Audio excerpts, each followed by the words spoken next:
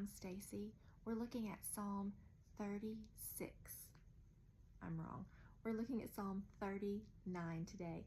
And here's the beauty of these videos. Y'all, I just do this because I love the Lord and I love scripture and I like sharing it. So when I make mistakes, I just keep on rolling. I'm not cutting and pasting and editing, and I'm not. So we're on Psalm 39. And what I want us to see is the very first verse. I have kids everywhere. They're everywhere.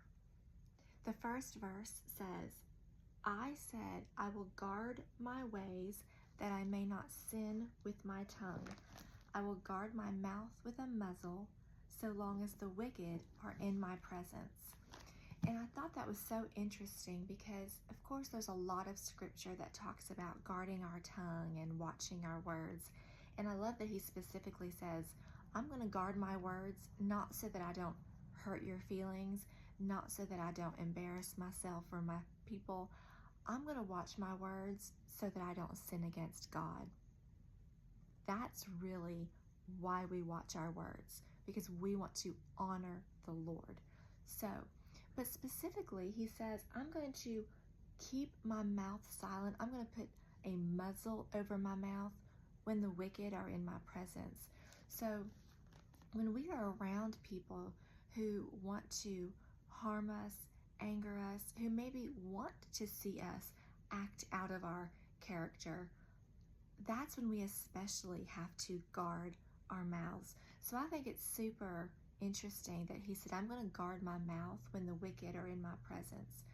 And at some point, though, listen to what David said. This is verse 2. I was mute and silent. I held my peace. My distress grew worse. Then in verse 3, my heart became hot within me. As I mused, meaning as I thought about it, the fire burned. Then I spoke with my tongue. So he's being quiet, he's being guarded, he's being mute, but then it becomes too much. He's like, okay, it's bubbling up within me. I have to say something or I'm going to explode. And I know we've all been there. But what's interesting is when it bubbles up and when it comes out, verse 4, it says, Oh Lord.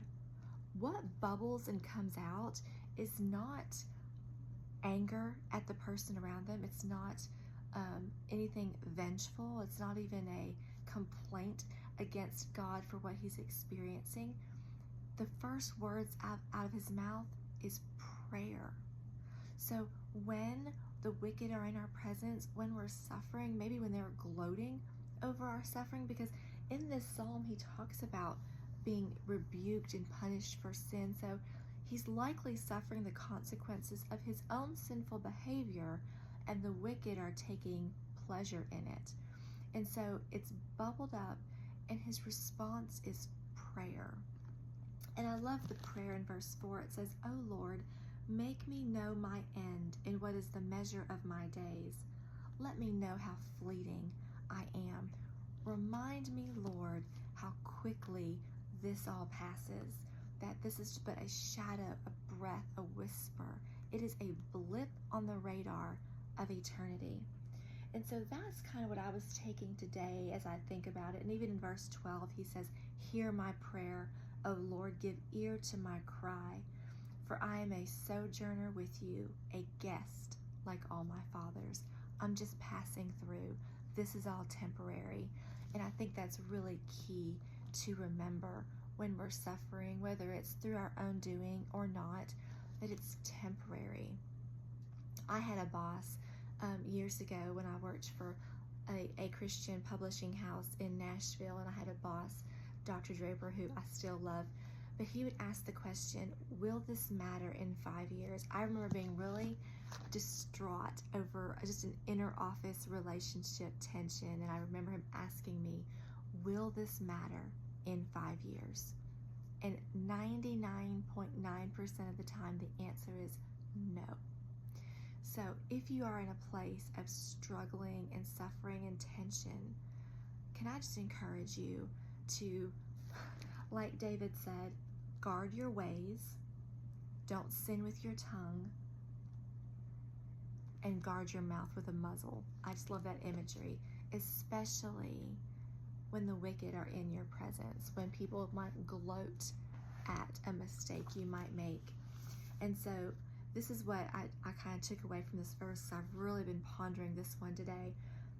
In verse 8, 10, and 11, we see that David was experiencing the discipline of the Lord. So the pain he's experiencing is discipline of the Lord. And so he knew he had to watch his tongue around those who were not only against him, but also against the Lord. Because if we blame God, if we are in any way sinful with our words, I'm telling you, the world is watching for that. It's watching for that. So this is what I wrote down. Like, it wasn't super, dramatic or detailed today. I need to be careful what I say. I need to be careful who I say it to. And I need to be careful who I surround myself with when I'm struggling. You need to have some good gospel, God-fearing people that you surround yourself with when you're struggling, so that they don't feed into any tendencies you might have, but they can also encourage you to remain faithful. So I hope that brings you some encouragement today. I am loving our series of the Psalm. If you're loving it too, be sure you like and subscribe to the YouTube channel. If you're watching this or hearing this on any other platform, but you have YouTube, be sure to go over there and subscribe, because that just helps promote the message and lets YouTube know that people are in fact enjoying this content. We are working our way toward a giveaway at 250 subscribers, so be sure you're a part of that as well. I love you all, and I'll see you tomorrow in Psalm 40. Bye-bye.